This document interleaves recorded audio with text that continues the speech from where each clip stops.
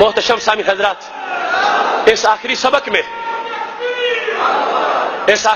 में क्या क्या दिल पे गुजर रही है, कितना धुआं मुल्क के अतराफ में है, कितना इस देश की शामों में कितनी जुल्मत भर गई है, इस देश की सुबहों पर किस कदर तारीकियों के हमले हो रहे हैं, कितना फितना फैला, कितना शर, कितने लोगों के घर लुटे, कितने धड़ उड़ गए।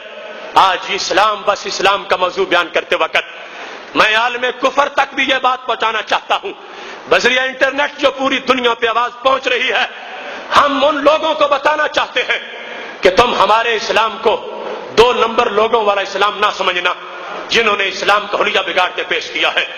हम जिस इस्लाम के दाई हैं, उस इस्लाम में अकलियत अगर वाकई अकलियत है तो मेरे नबी अलैहिस्सलाम ने फरमाया है, आना हजीजुहु यौमल क़ियामा, कि क़यामत के दिन उस पर जिसने जुल्म किया होगा उससे बदला लेने के लिए मैं अल्लाह के दरबार में आऊंगा, किस जिम्मी से बदला लिया जाए।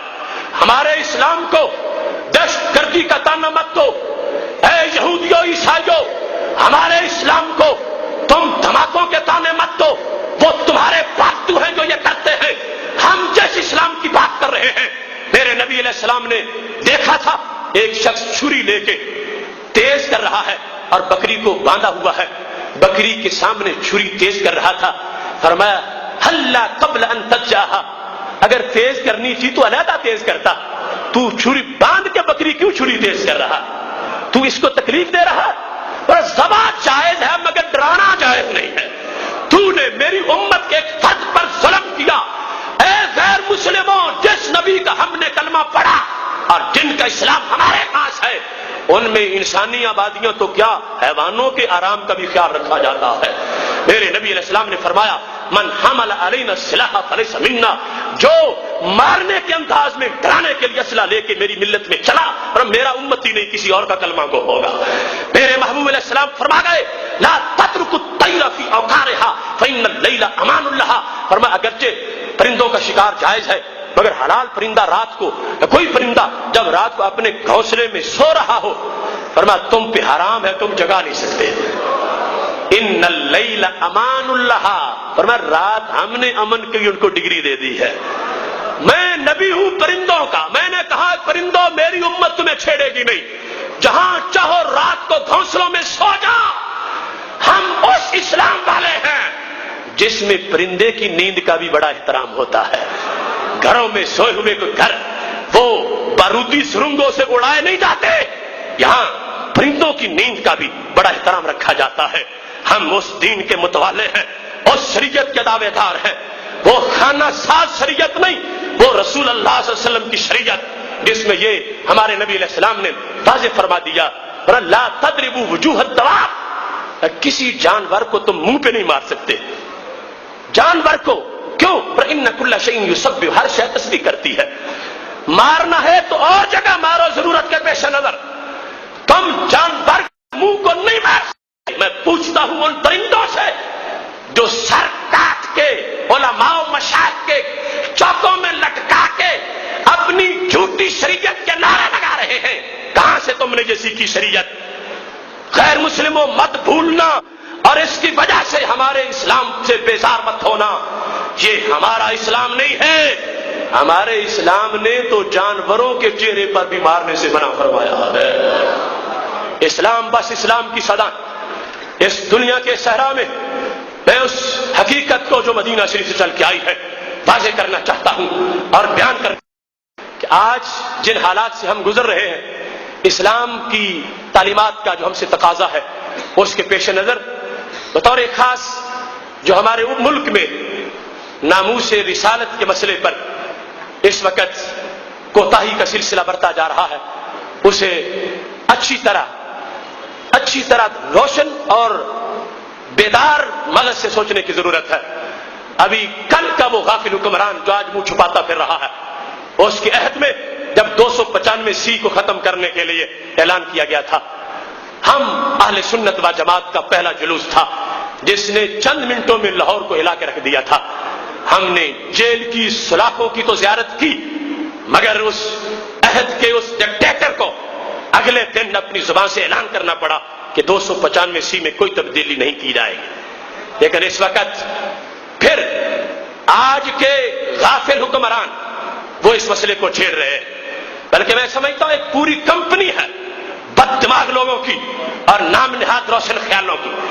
امریکی گٹروں کے کئی کیڑے اتحاد کر چکے ہیں اس بارے میں، اور وہ کہیں قادیانیت کی حمایت میں بولنے والا گنڈا الطاف حسین ہے، اور کہیں پاک پنجاب کا بدماش گورنر وہ سلمان تاثیر ہے جو 295 کے خلاف اپنے بغض کا اظہار کر رہا ہے۔ اس موقع پر جب ہم تقدس کا ایک کورس مکمل کر رہے ہیں، ہم ایوان شاہی تک یہ پیغام پہنچانا چاہتے ہیں کہ اے غافل حکمرانوں، اپنی بدمستیوں میں کہیں ہمارے ایمان کی طرف حملے مت کرنا۔ جو اس قانون کو بدلنا چاہے گا اللہ کے حکم سے، انشاءاللہ اس کو بدلنے سے پہلے وہ بدل جائے گا۔ ہم کسی کو معاف نہیں کریں گے، کسی کو نہیں چھوڑیں گے۔ یہ ہمارے دین کا مسئلہ ہے، یہ ہمارے ایمان کا مسئلہ ہے۔